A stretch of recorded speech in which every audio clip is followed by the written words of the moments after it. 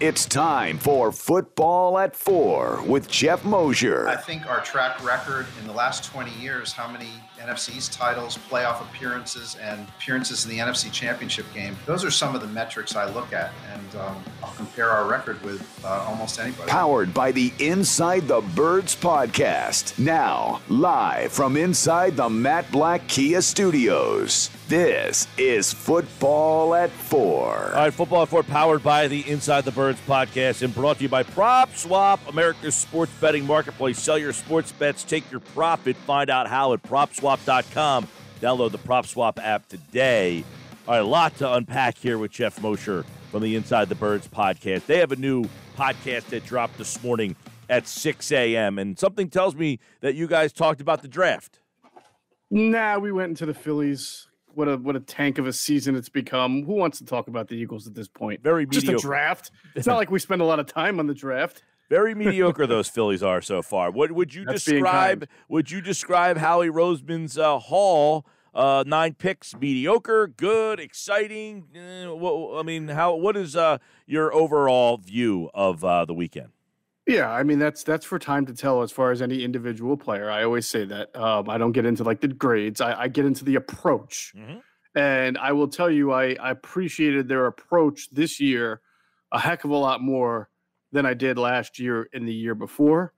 I felt like the fact that they took a lot of players that didn't address immediate need like cornerback or linebacker per se shows you that they were interested in getting the best players that they had ranked, and they will figure out a way to fill some of those other holes. I still believe going forward, and I appreciate a team that can stay true to its board. And this draft, that Mike, actually reminded me of a very Andy Reid era draft with its emphasis on the trenches. All ready to go. Go ahead. Sorry. Both offensive line and defensive line, and kind of a lunch pail guys. I mean, that's how Andy used to draft, and that's how this draft reminded me. Well, and Howie said, look, I know fans are going to get upset, but we are not going to apologize for drafting offensive linemen and defensive linemen. That's how we won our Super Bowl, and that's how we plan on doing it again. They took they took an offensive lineman, more on that later, 2 defensive ends, 2 defensive tackles. So they went heavy on the lines. And I think your point is a good one, Geoff, where people were angry in round 2 and 3 that they didn't get that corner that everyone feels they need, and that's them saying they didn't have a corner ranked high enough on the board to take. Yeah, that would be my assumption that they didn't. And it's made it not be that the corners were that bad, but Landon Dickerson, if you take the injuries away, not that you can't, but from talent alone, I was told top 25, and I wasn't told that by the Eagles. I just mean like when I did my homework around the league. People think that this guy is a monster. He is a monster. He's a real lunch pail guy. In fact, I was told that he asked the Eagles if he could just drive up instead of flying to he wants a camper. He wants to be camped out there. He's just I think the fans are going to absolutely love him the way they love Jason Kelce.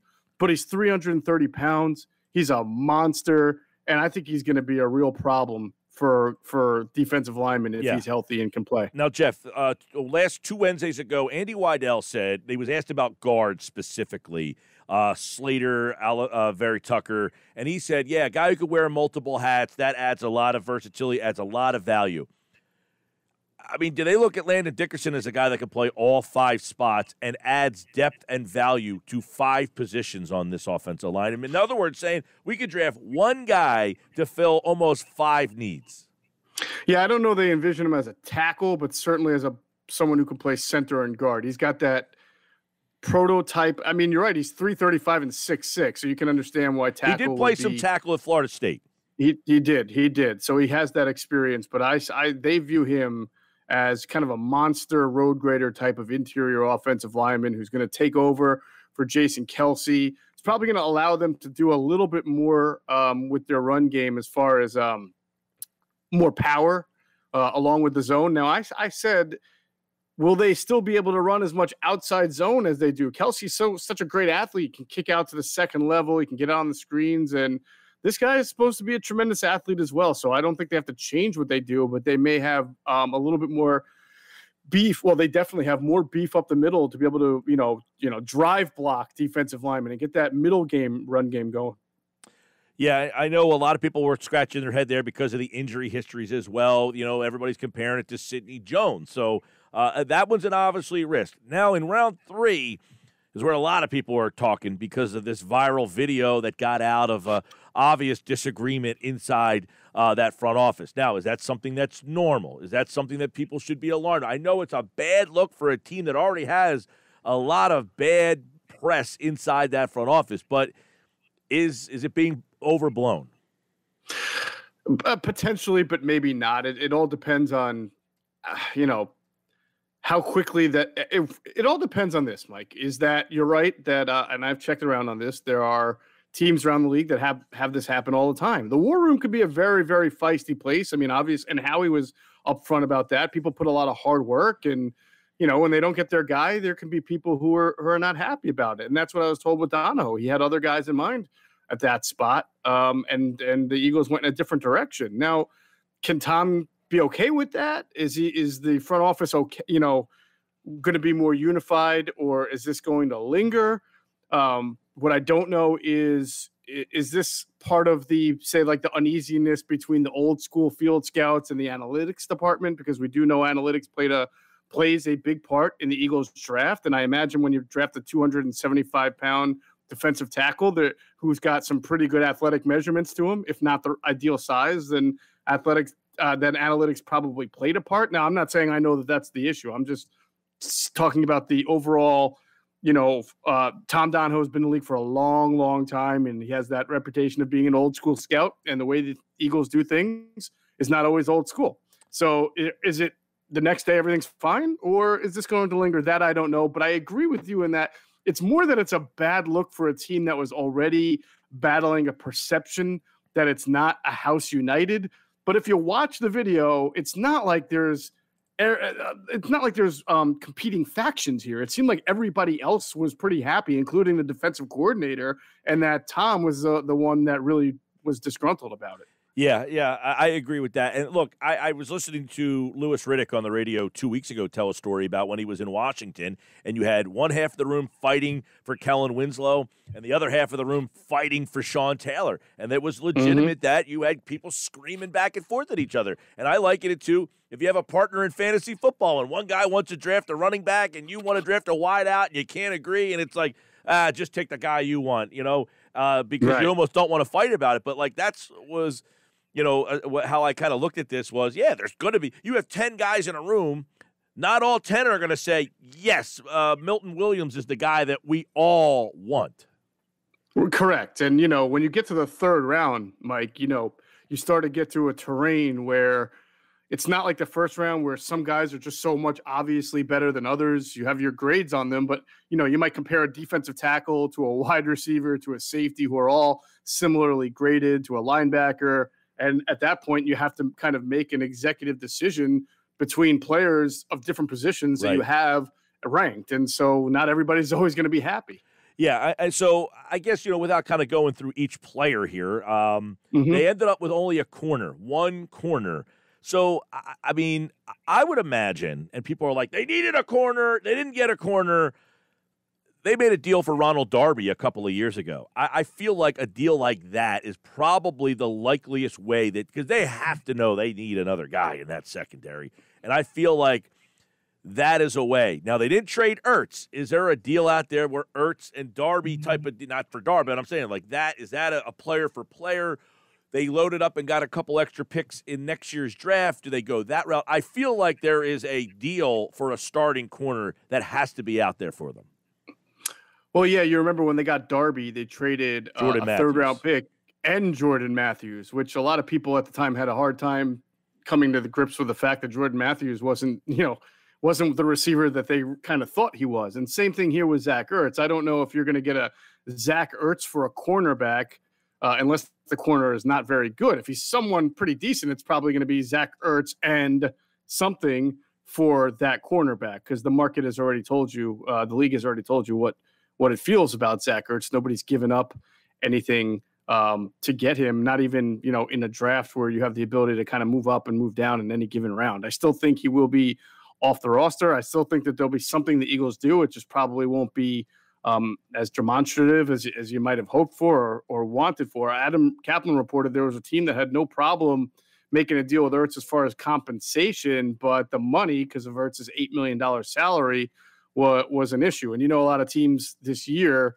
were tight against the cap because the cap did not go up, it went down, right? So that was a problem for a lot of teams, and it remains an issue for a lot of teams. So they're going to have to figure something out. And I do believe they will, and I think Howie is right when he says that free agency and team roster building doesn't stop at the end of the draft. And, the Darby acquisition is a good example of that. Not only that, right, you're seeing a bunch of guys, now today, they're not getting their fifth-year options picked up. You've got a bunch of movement that's going to start happening now post-draft. After June 1, you'll probably see a bunch of other guys. So I would imagine that the starting corner opposite Slay is not currently on this roster. Would you agree? You know what? I would say it's 50-50. You hope so. You hope that Howie's able to find a deal. I do think he'll look hard and get something done. At the end of the day, though, I just don't know who it's going to be and if it's someone who has accomplished like Ronald Darby was at the time, being a second-round pick and having some pretty decent success with Buffalo, yeah. If it's a corner who's in the twilight, you're not like a Patrick Robinson type guy who actually wound up being a great slot corner for the Eagles. But if it's someone who's on the downside and not as good as you would hope, then you would think that that Zach McPherson would get a really good hard look as long as he can come in and fulfill the promise of being a fourth-round pick there. Well, that's another thing, Moshe. All right, so they take Milton Williams, the defensive tackle. They took Landon Dickerson. Obviously, there was a lot of corners that went in between there. You wonder, did someone take one, or did they not view these guys as outside corners? They've got a lot of guys to play inside. You got Maddox, you've got LeBlanc. I don't think Roby Coleman is signed yet, but I guess if he's still sitting out there, essentially you could bring him back if you want. But maybe they didn't view the guys that were available as outside corners. Yeah, that's what I'm trying to aim to find out more, but that's clearly a good insinuation. I know just in my own homework, some people felt Asante Samuel would be better as a nickel corner on the inside. Yeah. There are a couple of guys there that I got. Eric Stokes went in the first round to Green Bay. A lot of people ripped the pick. A lot of people think that was an overreach. Trying to think who else was gone after the Eagles picked. In the second round, or who was on the board, I should say. Well, but it was not a strong corner class. One pick in round 2, there was not Asante Samuel went 47, but there was only 2 corners taken in that second round. Right after them, there was Kelvin Joseph went to Dallas, and then Asante Samuel. Other than that, the corners, there was a run of them late in the third. Right, and if I'm not mistaken, Kelvin Joseph is from Kentucky, right? Didn't he start off at LSU and have some issues there and wound up in Kentucky? So, first of all, corner is the one position every year in the draft that you see big runs on because everybody wants to get their hands on him. And the fact that only 4 in the first round and then not too many went in the second round shows you that there was a lot of divided opinion about these cornerbacks. So I can't if that's how the Eagles had it evaluated. And you're talking about a lineman who they may have a first-round grade on, then I can't really knock them for going with the player because I always advocate you don't bypass, Pro Bowl level talent, starter level talent for a guy who you are on just because you need to fill the position that guy plays. Right. Yeah. So that was the one thing all weekend people say they didn't get a corner. Evidently, they didn't have a corner that they liked high enough to take one in that spot. And if you're a best player available, guy, they did that. You might not like that was their best player available, but that's who they ranked the highest. And it's obvious they went that route. 5th round, they get Kenneth Gainwell. Interesting. They had a running back. I've heard him being described as like a Darren Sproles type of player. Yeah, I think the Eagles lucked out. Maybe not so much Kenneth Gainwell for opting out last year, but the Eagles did because this is a kid with boundless potential who has the ability to catch the ball out of the backfield in a variety of ways. I mean, you talk about he walks into a team now where the offensive coordinator last year had Austin Eckler. The head coach had Naheem Hines, and both of those teams figured out ways to get the ball into the hands of those guys. And I would say Gainwell may have more explosion and natural receiving abilities than both of them. I mean, Eckler's really good, but I mean, Gainwell, had he played this year for Memphis, probably would have an opportunity to get himself into second or third round territory with a year of improvement upon the year that he had before he opted out, because he's got moves, he's got an explosion. Now, people will probably get annoyed with his I call it Bryce Brownitis. If you remember Bryce Brown in those 2 games that he had for the Eagles, where everybody thought he was going to be Barry Sanders, but he had this, he wanted to bounce everything to the outside, as some backs tend to do, and especially the undersized guys like Gainwell. He's got to learn to be a little bit more of an interior runner. But as a first-year player here coming into the system, he has a chance to at least get the ball in his hands as a receiver and do some things that I think even Boston Scott probably isn't able to do, as far as lining up in the slot and being able to run routes and things of that nature. Geoff Mosher, the Inside the Birds podcast, you guys went into a lot of intel on that day 3, where really, Geoff, they went heavy defense, defensive tackle, 2 defensive ends, and then a safety / linebacker. So give us a little insight on what you know about all that defense they added on the final day of the draft. Yeah, Tui Pelotu from USC, Marlin. He's a guy that, if you talk to some people, they felt like he was going to go higher than the was it 6th that he went, or 5th? Now 6th. 6th, right? Higher than that, because he's really technically sound. Apparently, he has some injury history that they asked him about, and he didn't really want to divulge, so that might have knocked him down a little bit. But one thing I've reported a while back, Mike, and it's kind of small, but it's still significant, is that one of the difference in this defensive line schemes, there's going to be a couple of differences. One is that I heard that Jonathan Gannon was looking for a little bit of a pure nose tackle, which the Eagles really haven't had a nose since maybe the Chip Kelly day, like a Benny Logan. Yep. Someone who's more of a run stopper, who lines up right across from the offensive lineman and tries to occupy that gap so that your linebackers can swarm in. But that's what this guy did at USC. He played nose and 3 technique. 3 technique is like what Fletcher Cox does, and gets upfield. So this guy has the ability to do both, so that makes him versatile. He'll probably try to compete for that 4th defensive tackle spot as a run stopper, maybe backup or second string run stopping line, and with the ability to kind of get developed and hopefully then become a 3rd defensive tackle, if not more than that. But that to me, I think, is interesting, because it does show that they wanted a little bit more of a difference than last year or last few years, right? When it's just play the run on the way to the quarterback, in that one gap scheme that Jim Schwartz played.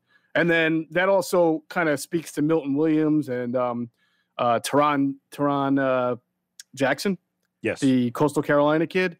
These kids are Milton is short-armed and Teron is only 6'2", so they don't have ideal arm length or size, right, in those situations. But I'm told that you're going to see a lot more stunting and looping and twisting, a lot more what they call line games, which is not what Jim Schwartz did either. He was just get up the field, stay in your rush lane. Mike Zimmer's defense does a lot of that. And so when you have guys who have small arms, that's okay if you're moving them around a lot, right? Because they're not head up on the offensive lineman. They're almost moving laterally and they're going around each other. It makes it harder for the offensive lineman to get their hands on him. But these guys are considered, that the Eagles brought in, good athletes and known for their athleticism. So that should be the advantage they have in trying to integrate into the scheme. Yeah, and Patrick Johnson, he was the Tulane kid. He was the 7th-round pick. And then Jacoby Stevens is the safety, who I would imagine the Eagles, when they put their Twitter out, had Stevens listed as a linebacker. So I would imagine they're going to give him a try to play linebacker. Yeah, it's funny. You got like a safety now moving to linebacker. They moved the defensive end that they got from Cleveland to linebacker. Jannard Avery. So they're trying everything. I mean, my only criticism with the Eagles, and it's not this draft, it's just your overarching philosophy, is if you're not going to put a lot of money into the linebacker spot and you're never going to draft the linebacker in the first round, you really should try to address an important position in the 2nd or 3rd rounds. Now, I'm not saying you should reach, but I do wonder if every time you come across a linebacker that you have graded in that round 2 or round 3 area, and then you have that either defensive end or some other position, offensive lineman, that also has a similar grade. If you're naturally going to always gravitate toward the trenches, then that linebacker spot's going to constantly be ignored. And I'm going to work on it, but I'd love to know, where they had the kid from Notre Dame who was on the board graded as opposed to Dickerson, which is the guy that they went to. And I get it. Again, Dickerson, a first-round talent. Maybe they didn't view JOK as a first-round talent, but if you're going to do this year after year after year, you got to figure out a way to get talent at that position in other ways then. Yeah, I mean, and that goes back to, when they rank best player available, how much emphasis do they put in ranking that a player of a position they don't value? Right. And, a couple of years ago, they talk about the formula to winning a Super Bowl and building in the trenches. Sure. But a couple of years ago, they took Michael Kendricks in the second round and Chip Kelly took Jordan Hicks in the third round. And, those guys I know Jordan got hurt that season, but he was a heck of a linebacker. And Kendricks came in and played pretty well. Even though he was kind of an up and down player, he played fairly well there when he had to fill in as they won the Super Bowl. So at some point, you really do have to, and safety too. I scream about it all the time. At some point, you're going to have to put some draft capital in a safety, and it can't be round 6 every year or round 4 every year. It's probably got to be in the second or third round. All right. Devonta Smith, obviously at the top of the class. A lot of people – I didn't get to talk to you about the trade, going from 6 to 12 to 10. There's two things. I like Smith. I like the fact that they jumped the 2 spots up to get the guy that they wanted. But there's a part of me that wonders if they stayed at 12, would they have got the deal that the Bears gave the Giants? I mean, I'm sure it's probably would have. I don't think there's a wrong answer here because I've heard this debated. There's certainly some merit to maybe staying and making that trade and picking up future capital. But, the Eagles, I can't knock them for thinking we don't want to be picking top 10 or top 12 a whole lot. And we haven't had the opportunity to get ourselves an elite top 10 type playmaker in quite a while. Yeah. And as I understand it, he was higher rated on their board than even Jalen Waddle was. So I'm not going to knock them for taking advantage of this opportunity. I'll tell you, Moshe, they avoided if you stayed at 6, you could have had Chase or Pitts because they were both gone. Yes. And if you're saying that they had Smith ahead of Waddle, were you going to take Smith at 6? Maybe. You ended up getting him at 10 and added a first-round pick, so then they hit a home run. Correct. I was going to say, you still got a future first-round pick, and you got a guy who's considered to be an elite playmaker in the league. So, yeah, I can see when you move down, I always say it's fine. You give yourself more chances to get a hit, but you also take away your opportunity or your percentage of getting an elite player. Yeah. So, at 20, if they make that same trade that the Giants, you go to 20, Kwity Paye is 21, and I know that's a guy that they probably would have felt comfortable taking at 20, and then they would have added another pick. And that's where I'm like, man, that would have been an interesting option. Yeah, it would have been. Certainly would have been very Eagles-like to do that. Yep. But I think it's okay to do something that's aggressive. We always applaud Howie for being aggressive, and to be able to go up and get a receiver. This is the highest they've ever drafted a wide receiver since I think 1984. Something crazy like that. So it's been quite a while. I saw they're the first team to draft receivers in back-to-back first rounds in 16 years. Yeah. That's interesting. How about that? All right. At Geoff Mosher NFL, Inside the Birds. You can, of course, check out today's podcast. It dropped at 6 a.m. They'll have another one out for you on Thursday with more all-season, more stuff. And, of course, he, like all guests, appeared via the Boardwalk Honda hotline. All right, Moshe. Good stuff, man. All right, my friend. Have a great one. And Moshe will be back on Wednesday. Andrew DeCecco will recap the entire draft, all the picks. He has all the deep knowledge of some of those later round picks. So we'll get his take on that coming up on tomorrow's edition of Football at 4.